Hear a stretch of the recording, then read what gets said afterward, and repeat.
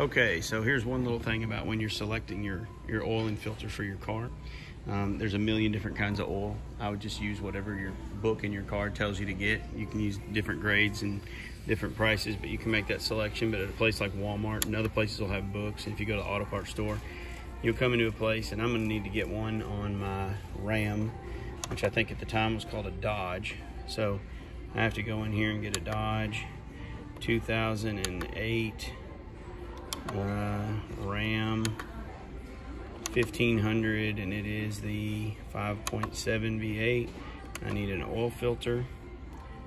So I work my way through and it tells me there's different choices. I'll just go with Fram. It says I need a XG2, TG2, or PH2. So those are just different levels. So I'm gonna look up here at the top, and there's all these different oil filters, and I'll just get the Extra Guard 2. But I use the computer to select which one I want, and then I go up there and then just pick it out. And then I'll mix it with the oil that I want, and we'll have it ready to go. One of the things when you get ready to do your oil change, usually up in your glove box, you'll have a little folder or something, or at least just a booklet. And this booklet right here, I'm gonna use my Ram truck, but it has all kinds of information in the back. It'll tell you how to change the oil and all these kind of things. But in the back, you have an index that you can look through. And one of the things to look for in most vehicles is a thing that says capacities, and that says capacities fluids 501.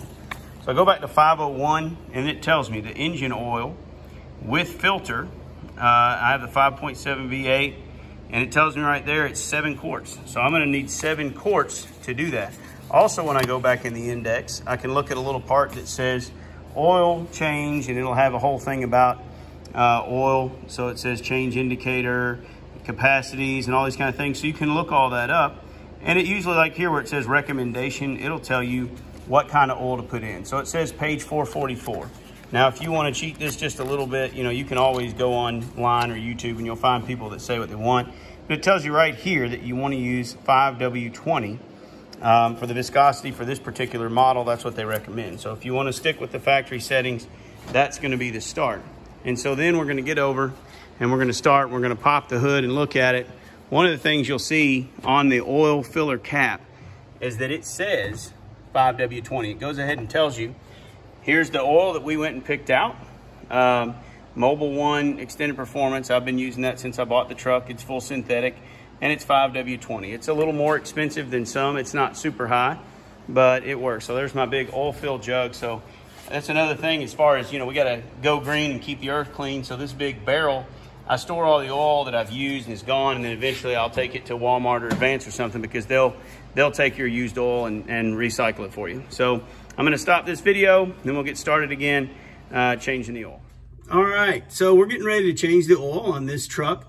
If I had a car or something, I mentioned the tools earlier that we might use a jack and raise it up. I don't like to get under a vehicle that just has a jack under it. I would rather put a jack stand. So I raise it up, put the stand under it to hold it in place, put it somewhere like the frame somewhere really solid. The truck's high enough that I can just get under it. If you look right here, this is the bottom of the oil pan, and almost all of them have a little downward dip so that it can drain the oil easily. We've got our oil pan, and we're gonna just take out this drain bolt, and the oil is all gonna run down into the drain pan. So you might get a little oil on you. You might wanna have some paper towels handy, and you'll notice I'm wearing some older clothes because I don't wanna get nasty. So you break that loose, and then you can use it by hand after you get it broken loose. But whenever it comes off, the oil is inevitably gonna roll out. So I'm gonna try to keep my hand on the top side of it so I don't get as much. And I'm gonna set the plug up here high in the oil pan, and I'll wipe my hands off in a minute. The oil is already hot, but it's gonna take a few minutes to run out. And when all that's done and it's run out, I'm gonna put the oil plug back in, and then I'm going to work on taking the oil filter out. So thank you. All right, so now all we gotta do, most of it's drained out. There's a couple little drips, but that won't amount to much. So we're gonna go ahead and put the oil plug back in and tighten it up. And most of the oil plugs are gonna have a little flange around them, maybe even a little seal, but something to keep it to hold on. And then you wanna tighten it. You don't wanna tighten it so tight that you won't be able to get it off, but you do wanna put a pretty good turn on it. If you wanna look in your book, it probably has a torque spec where if you wanna get real serious and use a torque wrench, you can. So now the next thing I'm gonna do is I'm gonna take the oil filter out. So I'm gonna move real quick and move up there and show you where the oil filter is, and that's the next thing that we're going to change. So I'm sliding around to the front of the truck. And I'll show you the oil filter. So I've got the pan and I'll move it. I'm going to go ahead and take the phone. So right here, when you look up under the engine, and your oil filter could be anywhere, but in this particular instance, my oil filter is right here. It's this just big black canister, and of course it could come in different colors and different sizes, or not different sizes, but different companies and things that make it.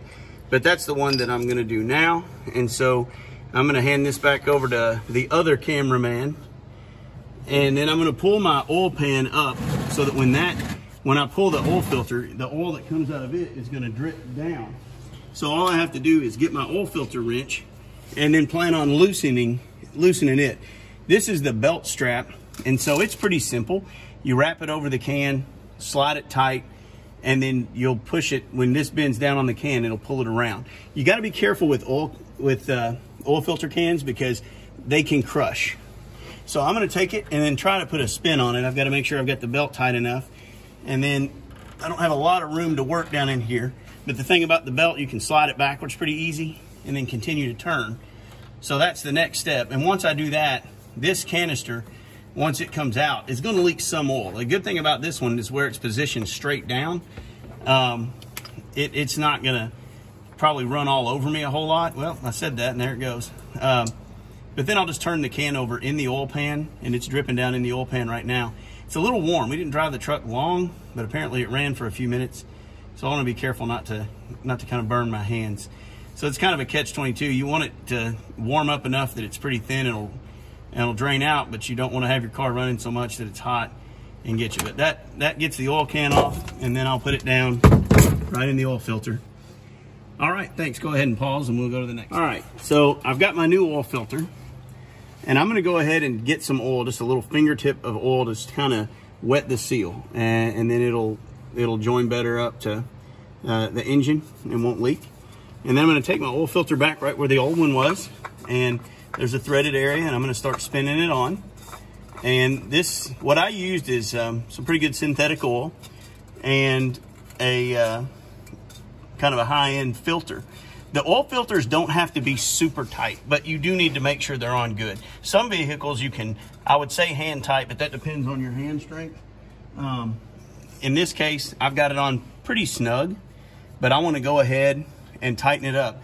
So with my oil filter wrench that I used, all I'm going to do is flip it upside down now, and then the bind goes this way instead of the other. I just tighten the little belt, put it on, and then spin it. And about maybe a half turn or less past hand tight for most people would be tight enough.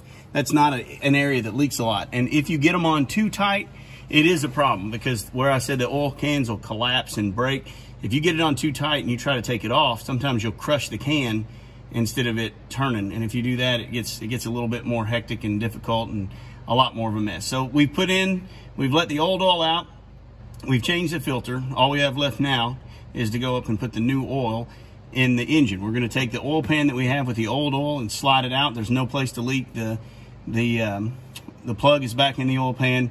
The filter's back on the vehicle, so we're done underneath the engine.